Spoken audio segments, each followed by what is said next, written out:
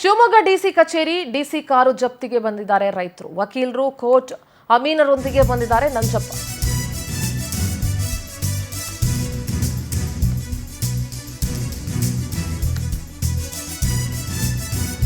ಮನೆ ಜಾಗದ ಜಮೀನು ಸ್ವಾಧೀನಪಡಿಸಿಕೊಂಡಿದ್ರು ಡಿಸಿ.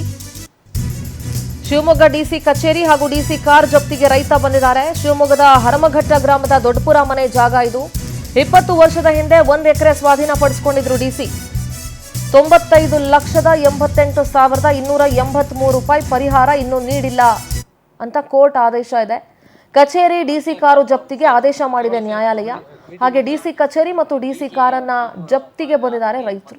ಎಷ್ಟು ವರ್ಷ ಆಯ್ತು ಈ ಓಡಾಟ ನಿಮ್ದು? ಒಂದು 20 ವರ್ಷ ಆಯ್ತು ಓಡಾಡಿ 1 ಎಕರೆ ಜಮೀನೇ ಕಳ್ಕೊಂಡಿದ್ದೀನಿ. ಇದು ಸಲುವಾಗಿ 1 ಎಕರೆ ಜಮೀನು ಹೋಗಿದೆ.